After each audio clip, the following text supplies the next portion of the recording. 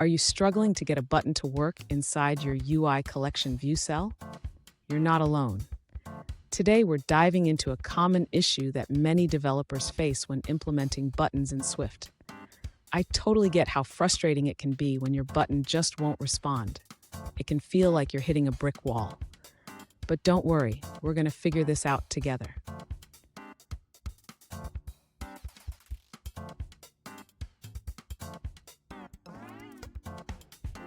Here's the situation. One user asked how to implement an edit button inside a UI collection view cell. They provided some code but found that the button wasn't clickable and no log was printed when they clicked it. Sound familiar? Let's explore this issue. So, what could be going wrong? The root cause often lies in the view hierarchy. If the button is layered under other views, it won't receive touch events.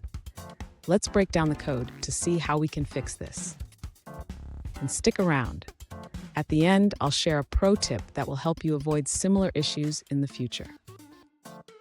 To resolve the issue with the button not being clickable, the user should first understand the importance of the view hierarchy in their UI collection view cell.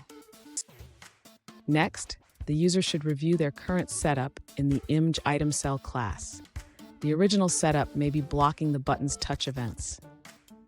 To fix the issue, the user should modify the view hierarchy by moving the Edit button and Share button directly under the button layout. This change allows the buttons to receive touch events properly. After making these changes, the user should test the application to ensure that the button is now clickable and that the action is triggered correctly. Finally, the user should remember that the view hierarchy is crucial in iOS development.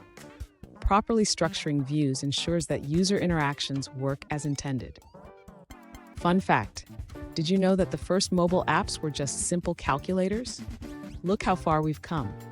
Now we can create complex interfaces with buttons that respond to touch. Now, let's look at the answers provided by other users. An alternative solution comes from a user who successfully implemented the button functionality using a standard UI button instead of a raised button. They created a custom eItemCell class, where they set up the button in the awake-from-nib method. This approach worked perfectly for them.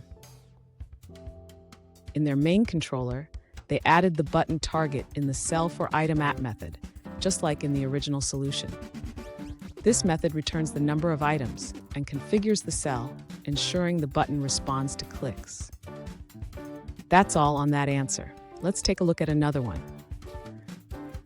An alternative approach suggested by a user involves using the button's tag property to identify which cell's button was pressed.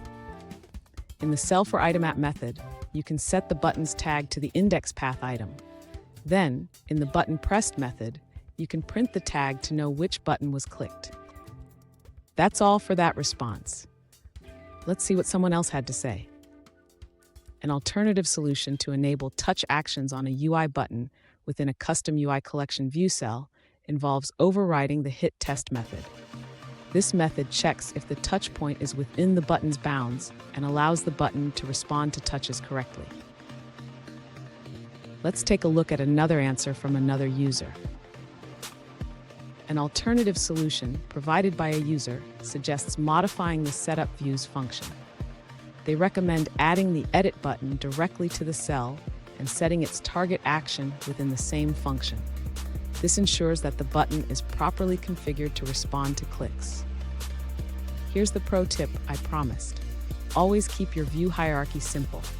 A clean hierarchy not only improves performance, but also makes it easier to manage touch events. And there you have it.